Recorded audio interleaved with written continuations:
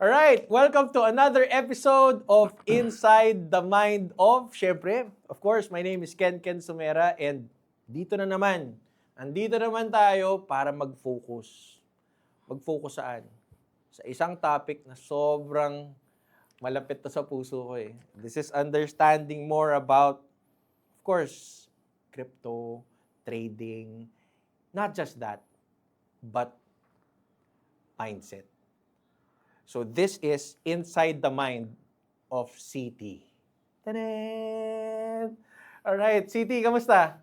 Hello, ayun, Ken, thank you for, long Long time, bro, long time.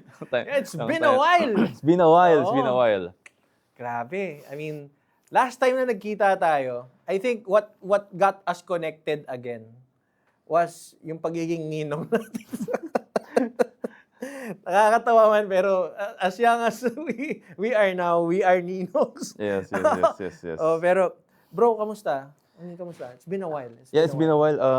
Super psyched about this moment dahil after that, na nag-meet tayo sa wedding and napag-usap tayo, chit-chat on what we have done from the past na may una tayong podcast nun eh. Oh. Crypto, di ba? Meron.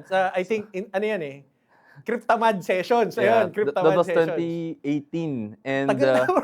that podcast, ikaw yung unang nag-interview sa akin. And yung page, yung Cryptocurrency Trader page natin nun was around like, wala pa yata siyang lagpas 1K nun. Tapos nagkaroon na tayo ng collab na interview. And then from there, nag-set din siya ng foundation. Kaya naging springboard din yung Cryptamad to propel yung CT brand. And of course, credit kita doon. Salamat, bro. Ako, sa akin, well, marami pa rin OGs ngayon eh. Pero not all stayed. Not all stayed. And isa yun sa mga bagay na I have high respects for you for that. Because, again, the impact that of course, we've done in the industry mula ng dati. Pero ikaw, sobrang dami pa ng mga taong na-impact mo. There are lots of people that you've taught, that you've mentored, that have like set their marks in the industry na rin ng crypto Web3. 'Di ba? So hindi na lang sila nasa trading ngayon. Yung iba, kung ano na ginagawa sa crypto space. Pero siguro, before we dive deep with understanding more about what you've been passionate about, lalo na trading, your systems, ang gusto natin pag-usapan muna ngayon is yung roots mo. I mean, nung nagsimula ka, how was it? How was it like? Yeah, what it looks like is, of course, sa generation natin, wala pa tayong, hindi pa ganun yung uso yung social media, more on Facebook forums lang. And then, what you see is what you get. Na yun lang, walang nag-i-improvise ng mga content. It's all about blogs, like BLOG, blog type, and then mga articles. Puro ganun, tiyagaan lang. And then, of course, there's Facebook, but most of the people there is naka-anonymous sila, and then you don't know if talagang legit pa yung sinasabi nila. So, those are the days na talagang mahirap humanap ng information, and that's why yun din, I stepped in na, okay, ba't pinapahirapan nila yung trading? Dapat, we have to help other people to learn it on the easiest way as much as possible. Kasi, mahirap nga siya, it's finance eh. Yeah. So, yun yung root ng din. Pero naglabas ka ng mukha mo dun eh. Di ba? Ano ba yung thoughts mo with it? Kasi, at that time, I think, yung may kasama din ako doon, hindi siya naglalabas ng mukha niya. Tapos ikaw naglabas ka ng mukha mo. So, ano yung thoughts behind it? Thoughts ko behind Kasi, it is... let's be honest, Web3 crypto, anon. Di ba? Tapos, boom, you were doing your Facebook Live. What's up? BitConnect! Pare, trademark yan. Pag narinig ko si yung what's up? Alam ko ikaw yun. Sa'yo ko na-connect yan. So, what was what was running in your mind? It's rooting from the clear purpose and yung mission. Okay. Kasi if we're doing something, kasi pwede yan manggaling sa iba't iba eh. Iba't ibang hugot. Pero when you came from a mission, clear, you have a clarity, ano ba yung purpose nito, ano yung goal nito, ano yung mission mo dito, mawawala lahat ng noise eh. Yung paghahabol sa cloud chasing, paghahabol sa like, follow, shares, mawawala lahat yun. And pati, of course, syempre social media, maraming opinion yung tao. Dami. It's a battle of, what's your stand, ano yung opinion mo ano yung opinion mo doon sa opinion nila, papa-apekto ko ba doon, and how can you remove that noise and stay grounded kung ano ba't ka nandito from the very start. Okay. Kasi ito I still want to focus on your roots. Kailan mo nasabi na ready na ako magturo? Kasi, siyempre, as traders, nasa harapan lang tayo ng PC, YouTube, di ba? Tapos aral ka, tapos medyo, yun yung gusto ko maintindihan. What was that turning point that led you to, okay, magtuturo ako. Okay, paharap ako sa tao, gagawa na ako ng live.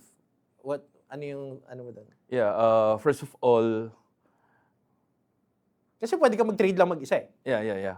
First of all, pag nag-full-time trading ka kasi, we all know, 2017, di ba? Yeah. Bull market, maingay, busy lahat. Yeah. Tapos nag-2018, parang, oy, bear market, ganito yung nangyari. Siyempre, wala akong matrade. Wala. So, ang root Meetups ko nun, wala akong magawa. Okay. So, and at the same time, it became a habit na rin.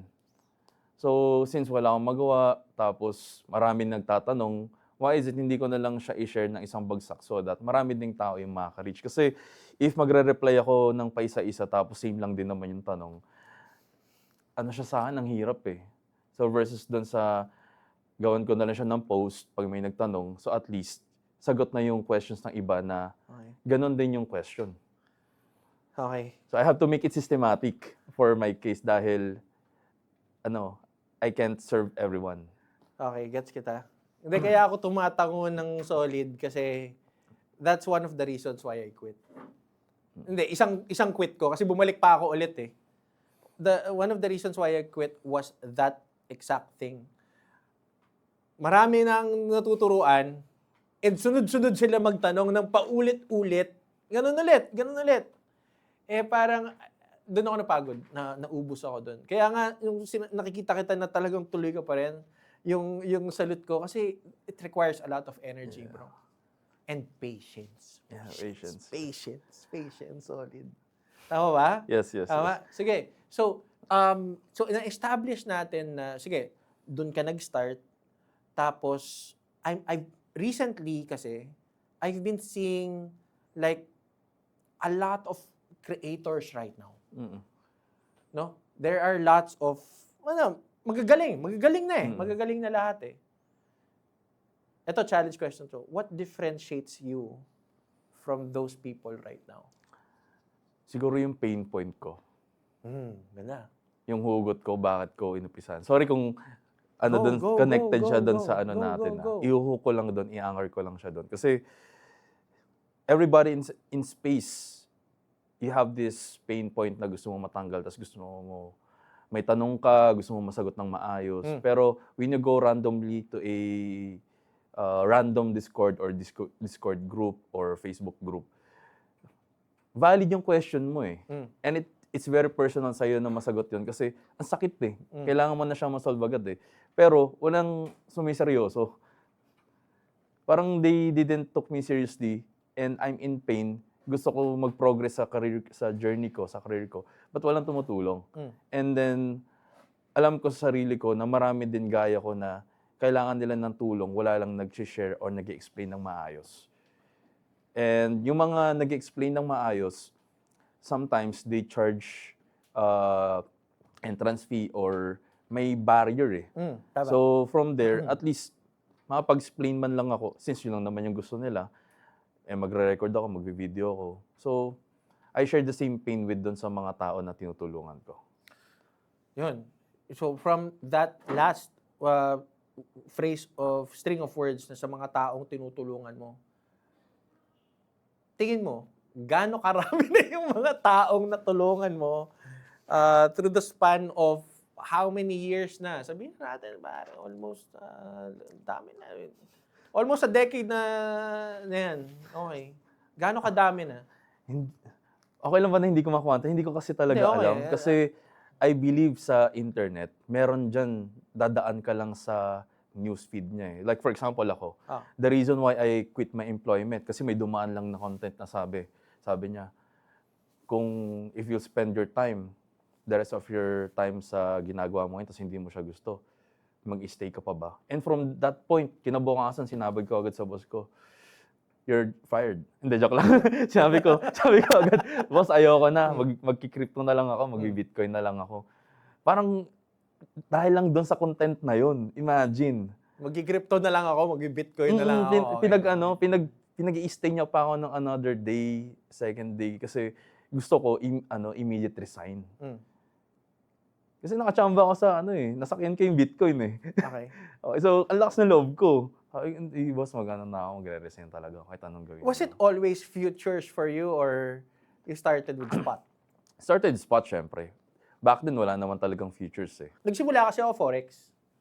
So, nung time na bumili airpot ko ng Ethereum, syempre wala naman siya alam doon. I had to trade yung mga nakuha niya Ethereum sa isang MLM company na pinasukan niya. Doon ako nag-start. So, from Forex trader to crypto. Ikaw, ano ba yung simula mo nun? Stock market ako. Stock market ka? To crypto. Okay. To crypto. So, pagpasok mo ng crypto, may background ka na ng charts. May background ako ng technical analysis. Okay. Ang bagal lang for me ng stock market kasi personality ko, I have this belief na pag inuulit-ulit mo isang bagay, it becomes a habit. Okay. So, repetition. The more na you have the chance and opportunity na maulit siya, then your growth curve or learning curve is mabilis din. So, yun yung inspiration ko from the Dragon Balls, na yung kwarto at silid ng kaluluwa. Okay. So, pag napunta ka doon, yung isang taon mo, equivalent nun sa labas, that's 1 year, di ba? So, ayun. Grabe, no?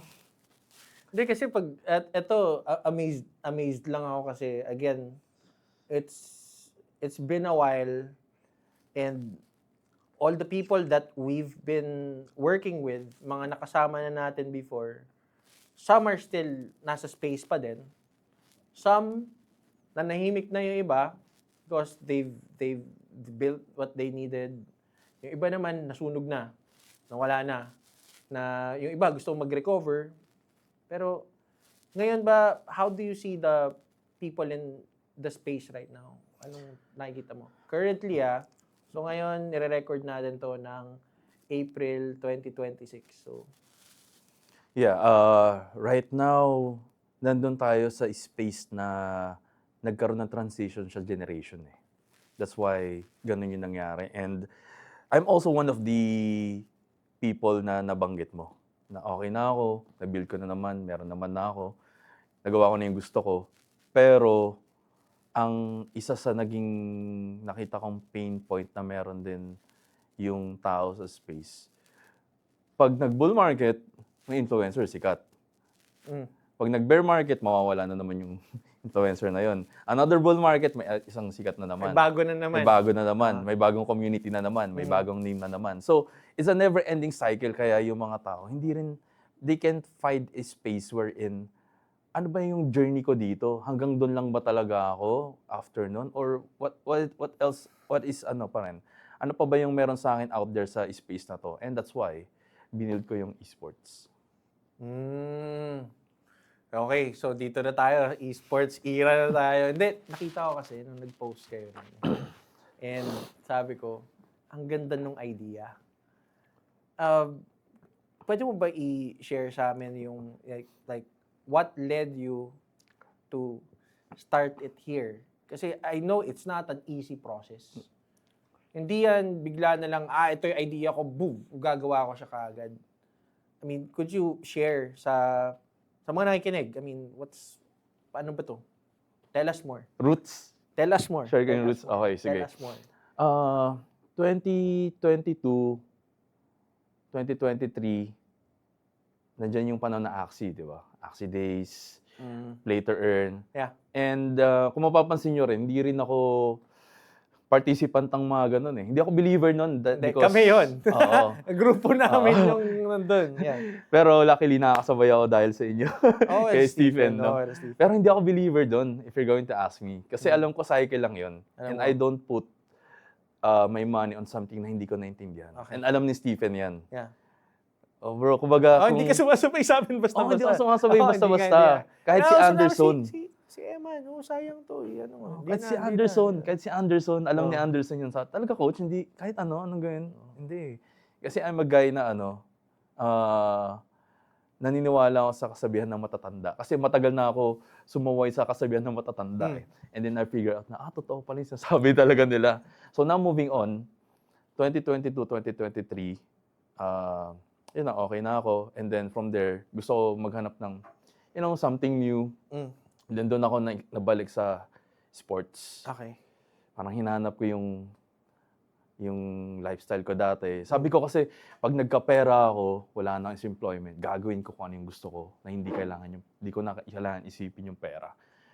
So, napunta ako sa motorsports. Kotse. Oh. So, inisip ko, gaano kalaki yung community dito sa motorsports? In the Philippines, medyo maliit lang. So, I want to start na parang something na, sige, try natin sim racing. Ayan, nag-sim race ako, bro. Sim racing. Nagbumo din ako ng community doon. Okay. Sim racing. Tapos... Matagal to? mga 1 taon din yan. Okay. So, pero nakita ko... Pero ang saya nun eh. Ang saya niya, Ang masaya saya siya. nun eh. Oh.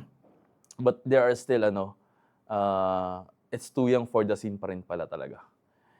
Then, after nun, fast forward, 2024 na, sabi ko, Wala pa, hindi pa bull nun. hindi pa bull run. Pero, nandun sa akin yung competition eh. Oh. Na gusto kong maging ganito yung trading. Kasi even noong 2019 pa, pinitch ko na kay Tribe to. Okay. Si Tier 1 Entertainment. Yeah, Tier 1, yeah. Kaso, sobrang liit pa kasi ng trading space nun. And this was the time na nag-experience din ako sa sim racing. Doon ko nabuo yung league. Gumagawa kasi kami ng league sa sim racing.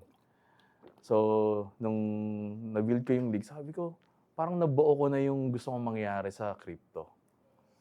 And then from there, kailangan talaga kasi magkaroon ng stage ng mga tao. Kasi, if papansinin mo, sa crypto, ang only basihan lang na you are at this level is yung PNL. Eh, kaya naman nilang... Yun talaga eh, PNL. So, overnight, mag-edit ka lang may someone lang na mag-edit ng PNL, overnight, bigla siyang magaling. Tama. At Right. meron mga gumagawa. Di ba? Overnight, magaling na agad siya. Authority siya. meron. Tapos, nangyari pa, marami siyang na-scam. Right? Madami. Madami, di ba? Very controversial yung faceless na yon, no? So, ibig sabihin, ang daming magagaling out there but they don't have the spotlight or they don't have the vehicle para ma-showcase yung skills nila. Well, ako kasi, I've been a passionate bystander. Weird nung term, pero we love the space. So, lahat kayo pinapanood ko. Yun yung sa akin. Bakit? Kasi yung mga pausbong pa lang, TikTok, yan, Facebook, nakikita mo yung mga talagang nagde-deliver ng value. Makikita mo rin yung mga talagang may puso sa space. Makikita mo rin yung tama ka doon. Pagdating ng bear market, wala na. And dumating sa point that there were these influencers that would disappear because of one bad call. One bad call. Minsan pa, intentional one bad call eh. Yun yung mga Teka lang, ano ko nga eh. Opposition ko nga eh.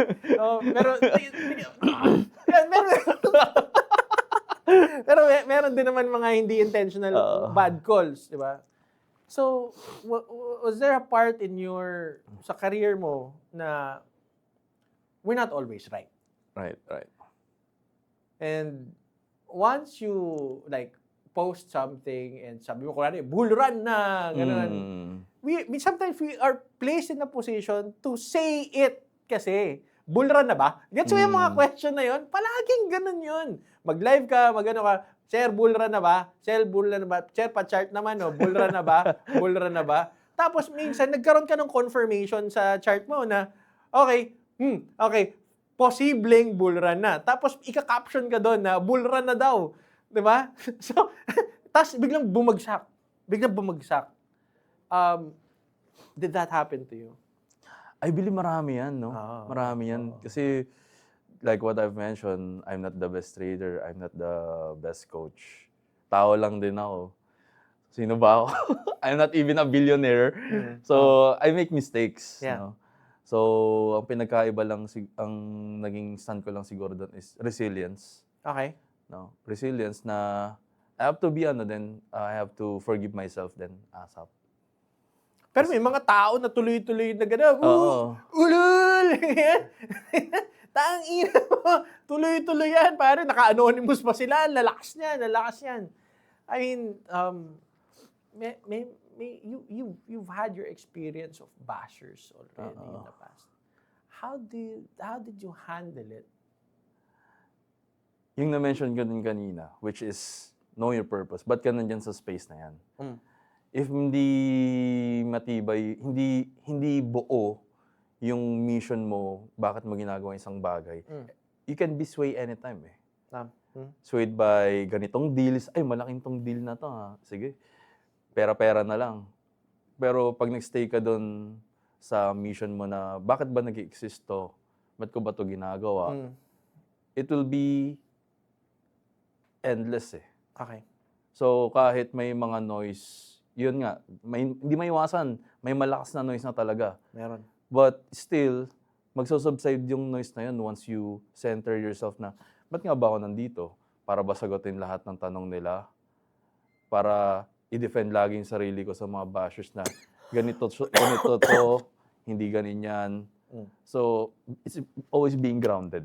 A question, kasi gusto ko balikan yung kaninang pinag-uusapan natin. We were talking about crypto esports. So you have established already why, 'di ba? Ginawa mo siya, ganun. Ngayon, ano ba nangyayari dito sa loob? What happens when we talk about ano ba crypto esports na yan? Yeah. Crypto esports is a space for everyone, again, to showcase their skill.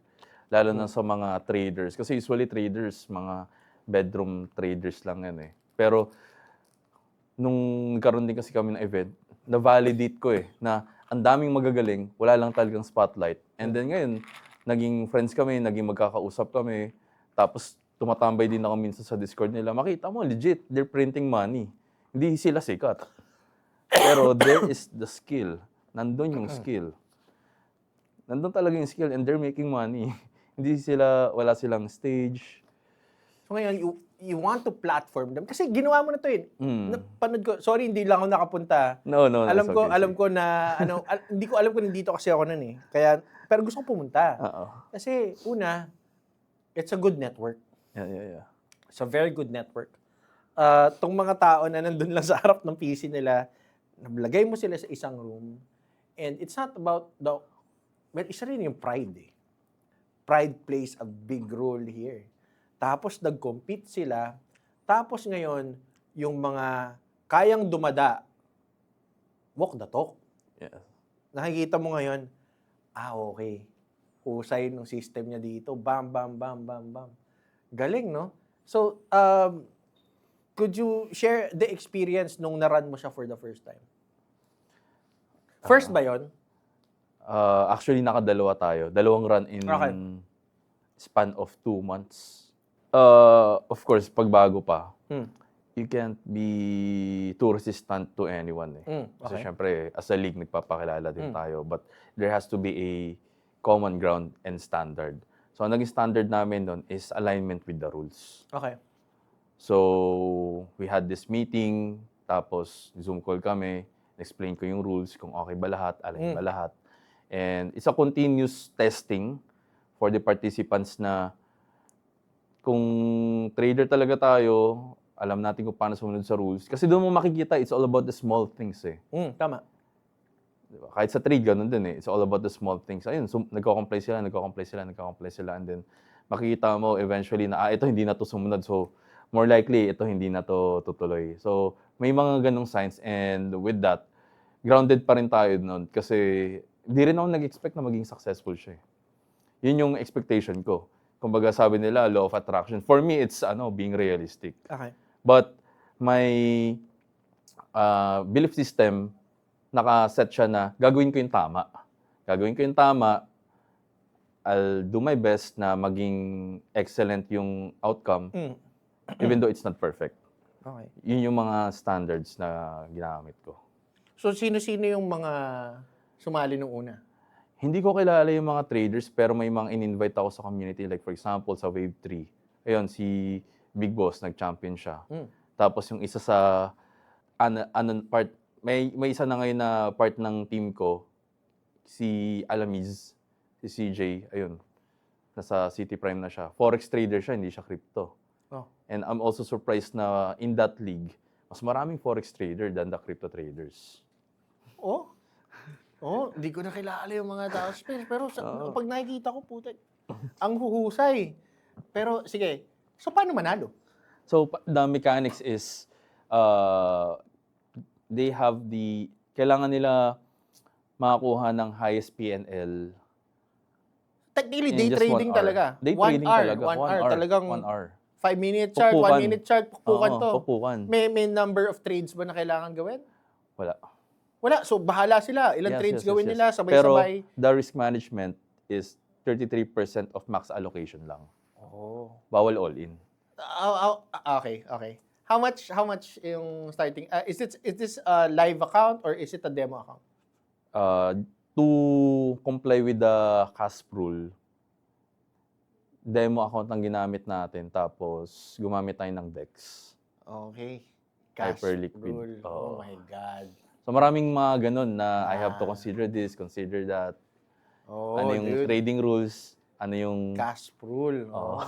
Okay, gets kita, bro. Oo. Kaya nawala si Cryptamad. Oo, tahimik lang ako.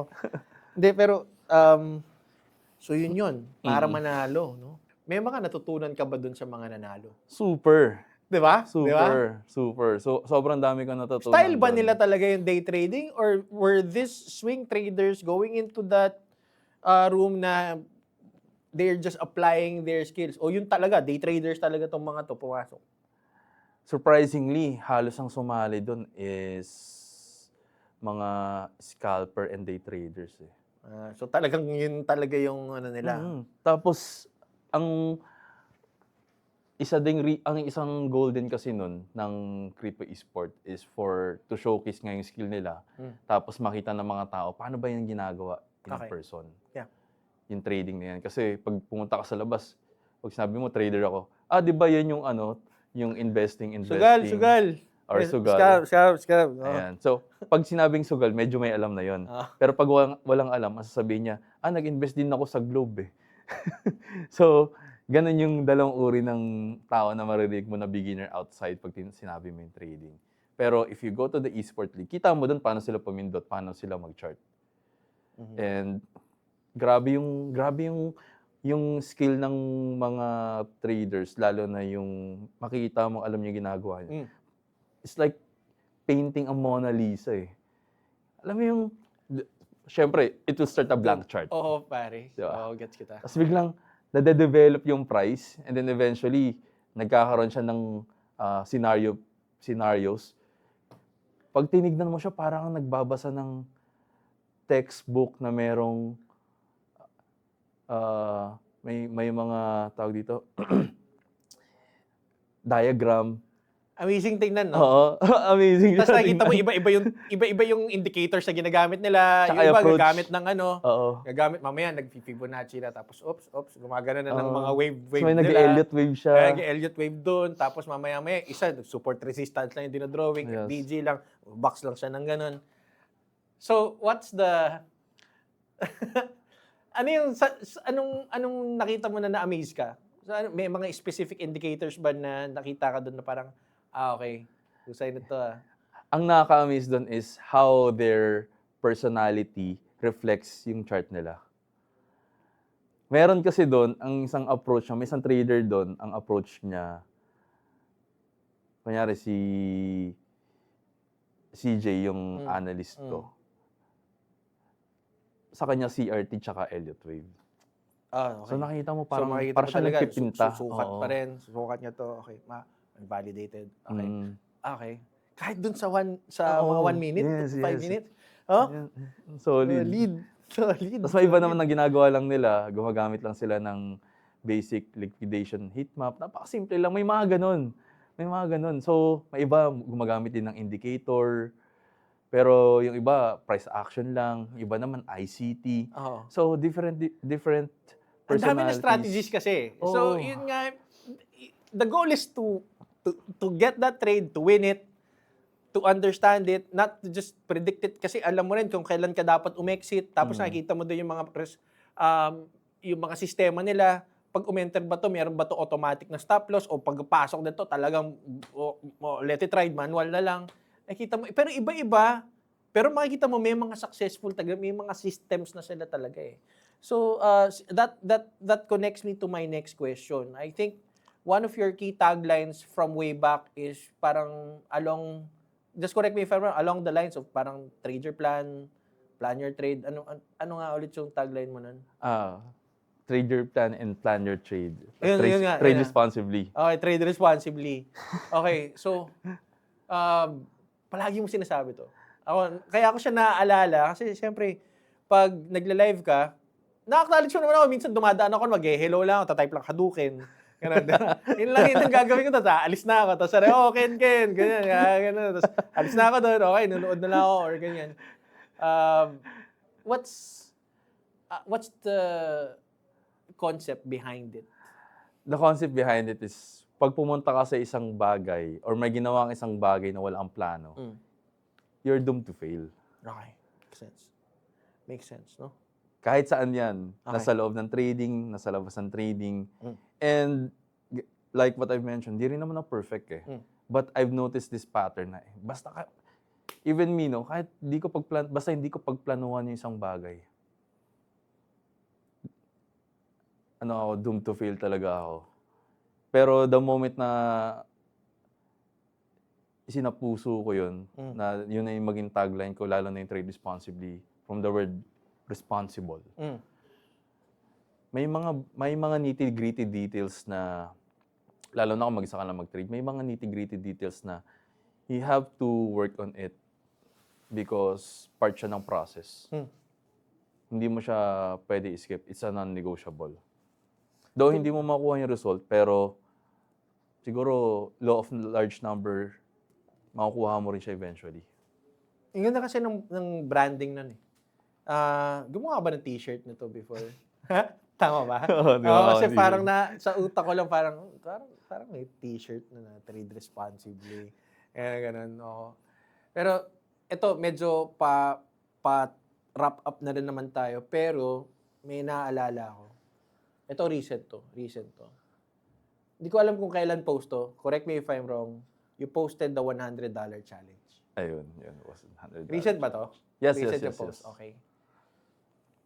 Yun nga yung kwento ko sa'yo kanina eh, bago tayo sumalang dito eh. Isa yun sa mga testament. $100 challenge ka to prove na kahit magsimula ka ng $100, kasi minsan, di ba, sa mga trading mentors, di ba, tatanong sa'yo palagi, magkano po dapat para makapag-start ako mag-trade? Di ba, usually, pwede naman natin sabihin, kahit $10, pwede ka naman mag-start ng trade. Pero, ewan ko sa akin, yung mga ginaguide ko nun, I was saying $1,000 eh. Ang reason for that is, kadalasan, pag $100, wala ka pa sistema, gang-ho. Usually, So at least pag 1,000, medyo nandun ka pa sa mental capacity na parang kaya ko pa i-trade to ng maraming beses. Pero pag usually nag-start ka ng 100, walang pipigil sa'yo na i-all-in siya ng 100x. Let's go! Diba? Na wala kang sistema. So, could you give ideas? I mean, kaya ba? $100? And ano yung pinaka-extent ng isang $100 challenge mo? For the $100 challenge is yung to make it possible. Yeah. for me muna, to make it possible muna for me, I have to be humble with myself. Of course, sa case ko, kung magda-trade lang ako ng $100 challenge, tapos yun ang gagawin kong way para to make a living, Tagal. hindi kaya yun. Tagal yun, bro. Matagal yun. Oh. Matagal yun. Siguro yung expenses ko kasi nagpapasahod din ako. Kumbaga, sa lifestyle ko, hindi kasya yung $100. So, kumbaga, malaki yung adjustment. It reminded me na paano nga ba yung attitude ko dito. Doon pa rin eh. Kasi usually, pag mag-trade ako, ang risk per trade ko, okay na mawala 1K USD. Kumbaga, value at risk ko. Pag natalo ako, 1K USD, goods yun. Okay lang.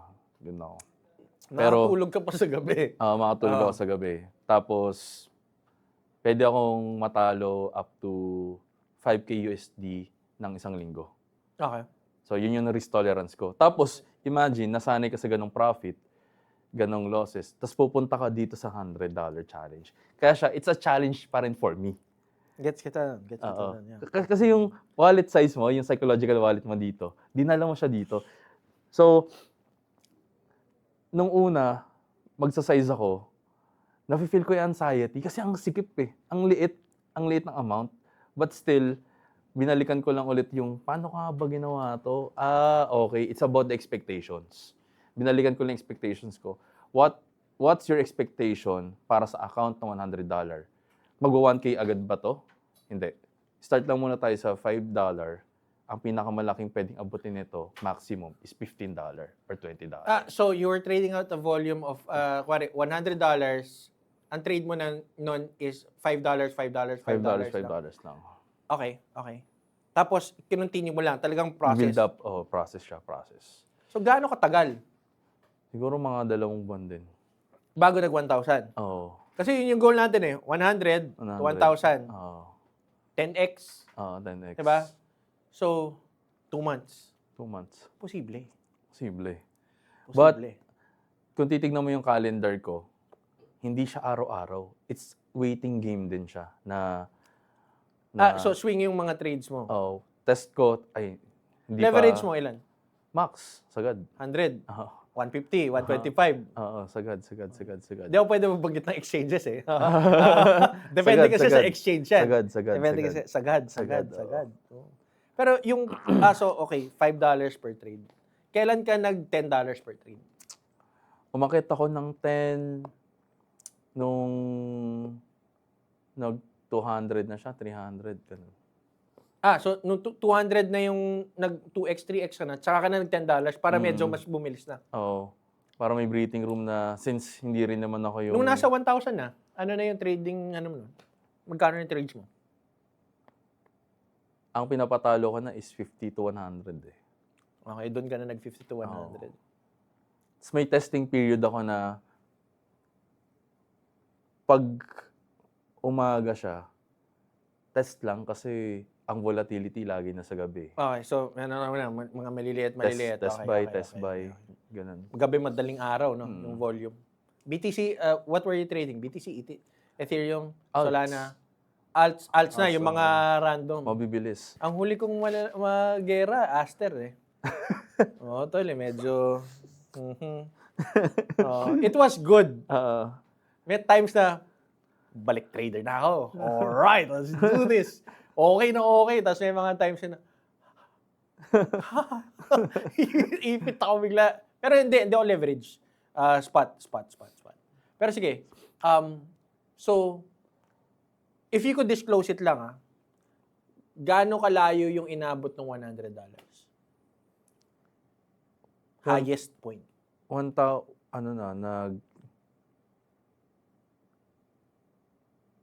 Yung realist na lang kasi parang superficial yung 2.4 eh. Nag-1.8 siya. Nag-1.8. So, 100 to 1.8. 100 to 1.8 dollars. No? So, yung logic nun is, kung meron ka pang higher amount, kayang-kaya mo talagang i-push yun. Were there, right now, is there a specific strategy that you're aligned with? Yeah. specific strategy. Of course, yung strategy ko pa rin, same pa rin. Hybrid ng trend following swing. Ganun pa rin yung ginagamit ko until now. Kasi doon nag-aral din ako ng ICT. Maganda siya for intraday trading. And yung mga risk to reward nila kasi 1:2, 1:3 mga ganun. 1:2, 1:3 Oo. araw nila. Pero sa challenge kasi natin, for a trade na umabot ng ganun, for example, yung recent post ko, imagine $78 mo naging $1,000. Oh. That's big, right? Malaki Yun yung humila ng account. Yung first hila niya, nahila niya ng 300, tapos another 300 ulit. Tapos leverage nun? Max agad. Max talaga? Oo, max agad. Sarap. Max agad. Gere. But cautious ako dun sa pinapatalo ko. Kasi ang goal ko sa equity curve ko, yung parang flatline lang. Kaya nga may nag-comment doon sa $200 challenge ko eh. Gusto ko ulitin yun. Anong comment? Na bakit flatline yung itsura ng equity curve niya? Parang walang galaw.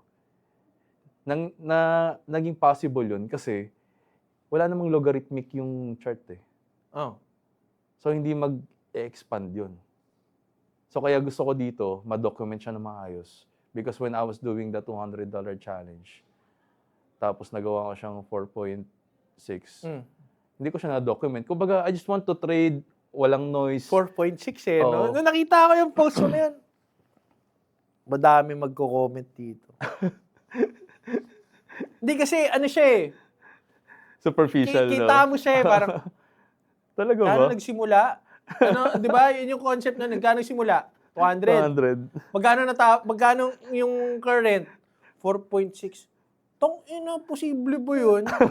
Pero pag nasa space ka, gets mo, posible yun. Possible yun. Effort yun. Di ba? Effort yun. Effort yun. Nire-respeto yun. Oo.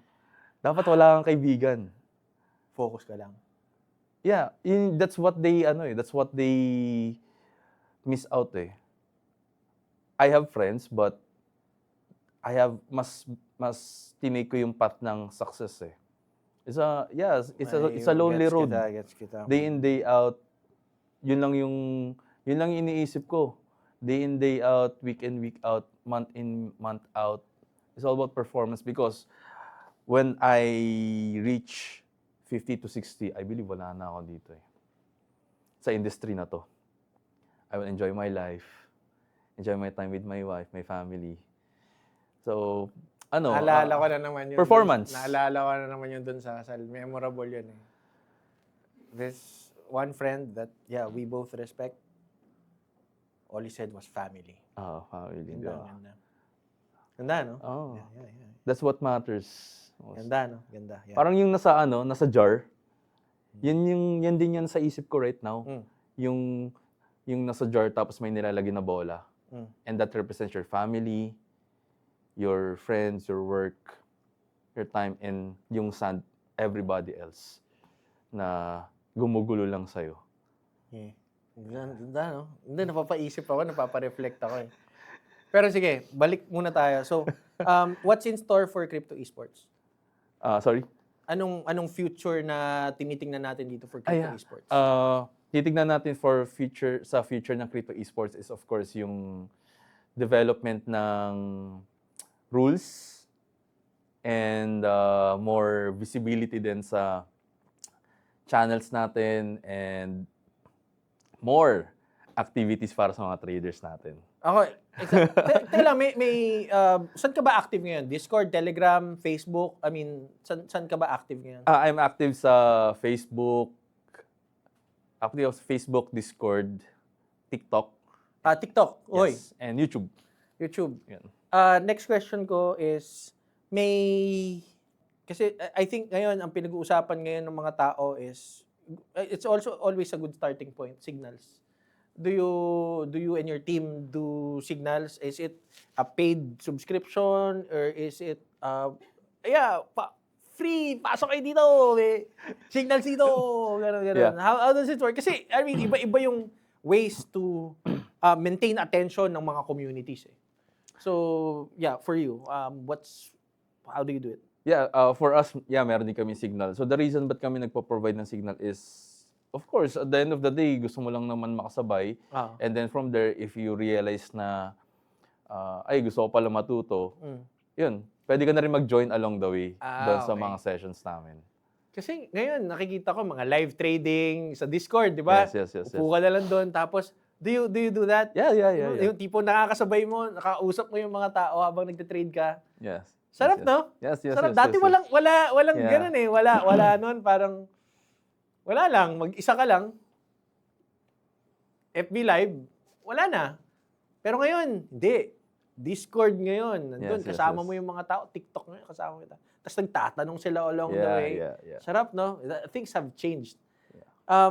Pero siguro, bago tayo matapos, ito medyo, kanina ko pa ito kinikim-kim na question eh. Don't worry, hindi naman to controversial question. Tanong ko sa'yo, CT. Technical or fundamental? Technical. Always have been technical? Hindi kasi, there are fundamental traders na parang, ganun. Does fundamental align with technical? Yes. So, ibig sabihin, are you saying that lumalabas yung news because of the technicals? Vice versa. Vice Kumbaga, I don't want to fall under dun sa egg and chicken problem. Kumbaga, ang iniisip kasi natin, magkalaban eh, but it has to coexist. Hindi. Oo, yeah. It has to coexist. I think I agree with you fully with that. Kasi there was a time na I was highly technical. Parang, ano ba yung percentage ng technical? Parang ganun. Parang sabi na, pinag-uusapan palagi ito eh. Parang feeling ko pare, 90% technical, 10% fundamental. Sa'yo ba, kung may percentage, ano yun? Yeah, siguro Pareto principle. 80-20. May 80 is technical, the 20% will be fundamental. Kasi even Ray Dalio, siya rin yung nagsabi eh. Sometimes we try to segregate things, pero at the end of the day, it's all connected. It's all connected. Hedge fund Bridgewater yun nagsabi nun. Ito, isa pa. Hindi, tatanungin ko na yung mga laugh trip na questions bago tayo matapos. Okay. What are your thoughts about stop loss?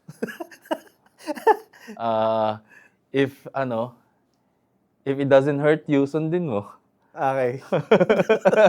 Hindi kasi, syempre, I mean, there are, kahit sobrang mga disiplinado trader, minsan nandun sa overconfidence na parang, Okay. oh. Ayun, sige, my thoughts with stop loss is, yan kasi yung magtatanggal na anxiety mo eh. Okay. Yan yung magtatanggal Sistema, sa'yo ng anxiety mo na, okay, na-place ko na tong trade na to. Whatever man mangyari sa susunod, maybe siguro improvement na lang bakit siya natanggal. Nawala yung trade na yun. Tama. Kasi as long as na hindi mo pa mabitawan yung pera na yun, you can't win any trade. You can't win any trade. Kasi ayaw mo may stop loss eh. Ayaw mo ma-cut loss eh. You don't want to lose money. So, the time na you don't want to lose money, it also hinders you from winning the money. Okay. That makes sense. Risk to reward. Teka, pa-wrap up na tayo. Okay. Sakto na yung oras natin. Pero meron pa ako gustong itanong eh. So sa Crypto Esports League na set up mo na, tapos na yan, nandiyan na yan eh, running na yan. Palaki na to ng palaki. Padami ng padami. May bata ka ba? Yes. Kasi syempre, meron ka, nakikita mo yan eh. Give me 3 aspiring people that you could name right now. Yung nakikitaan mo, magaling to. 5 sila eh. Okay, sige, 5. Ayan. Si CJ, Okay. si Alamis from our community, Big Boss from Wave 3, tapos yung 3 na allied namin. Kumbaga, parang may ganun yun, di ba? Parang mga kampi-kampi sa community. Guilds. Si Sponge, si Fabi, tsaka si Nikki. Ibang community rin yun. Yung mga community yun. Dami ng communities kaya ang ganda, no? Samantalang mga dati, new generations parang, to. We're talking about new galing. generations na ages 20 to 27. Matanda na yung 27. Okay. Ngayon, siguro bago tayo matapos, do you have a a message, hindi naman for the younger generation, I mean, for the people who have challenges sa industriya, sa trading, do you have a message for them? How could, kapit lang, hindi. I mean, give them something na, Demotivational, kapit lang, bitaw mo goal na yan. focus. Bitaw mo na yan, okay, focus lang sa goal. Sige, I mean, sige, do you have a message coming from City? I mean, coming from your experience. Yeah. So, may opportunity ba sa trading and may career ba dito? Yes, may opportunity in my trading. So, ang kailangan mo lang gawin is to increase your longevity.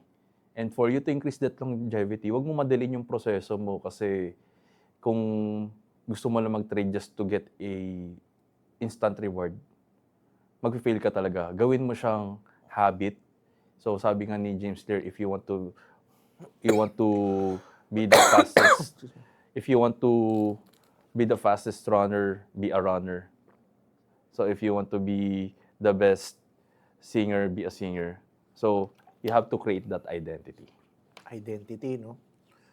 So, sa akin, siguro, parting message ko, sa tingin ko, planning. Ang laking factor nun sa ginawa mo. So, sa akin, yun yung learning ko for this episode. You plan and execute.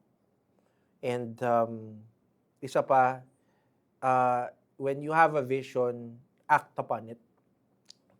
Na-envision mo tong crypto esports, nung panahon na yon, hindi pa siya feasible, pero dito pumapasok yung concept ng timing. You also looked at the timing kung kailan siya dapat i-execute na. Next naman sa nakita ko dito sa usapan natin, people would come and go, pero again, kung nandun pa rin yung passion, babalik at babalik ka pa din dun sa gagawin mo dapat. Next is the support of people along the way. Nakita ko rin sa industriya na yung mga kasama, minsan yung mga kasama mo pa rin. Okay, yung kasama ko pa rin. Oh, yun lang din eh. Because again, passion nung isa, minsan mako-connect kayo dahil pareho kayo ng passion. Yun yung mga learnings ko dito sa episode natin. And I'm thankful na ito nga, thankful din kay Stephen, syempre, doon ulit kami nagka-reconnect. Bro, tuloy mo lang. Ako, I'm always behind the scenes lang, pero I'm always clapping kasi nakikita ko yung mga taong nai-impact mo. So, ano lang bro, tuloy mo lang. Kung kailangan mo ng mga pupunta sa live mo para lang mag-type ng Hadouken. More or less nakikita ko naman yun eh. So, basta pag dumaan ako, hi ka na lang, dadaan lang ako from time to time. And yun nga, I'm thankful again. Tuloy mo lang bro. Maraming kaming nai-inspire mo. Tuloy mo lang talaga. Tapos yun, pag may mga sasali sa crypto esports, paano? Yeah, basically, you just have to register and may mga rules naman tayo to qualify din. So, open naman tayo, hindi naman tayo masyadong mahigpit or nagigikeep. So, ayun. Ganun lang. Ganun na siya kadali. It's, again, open for everyone. Kumbaga, sino ba yung crypto esport para mag-gatekeep, Okay. no? It's, again, by traders, for traders. And lastly, how do they reach out to you? Ayun, Where can guys. they find you? Ayan, you guys can find me on Facebook, facebook.com, Cryptocurrency Trader 10, and sa TikTok natin, just look for cryptocurrencytrader.ph, and also on my YouTube, Cryptocurrency Trader. Yan. Okay, at least wala. Diretso na yun. And Diretso also, na yun. check nyo yung lagi yung blue marker kasi may mga fake accounts na nang scam. They just change the one letter, dagdag lang ng one. Totoo yan. Grabe. Be cautious lang. Be cautious lang. So again, maraming salamat, City, Thank you din, for Ken. this episode. Thank you din for this And opportunity. again, my name is Ken Sumera. This is Inside the Mind of. Ang episode na to nakafocus syempre, Inside the Mind of City. See you on the next episode. Bye-bye!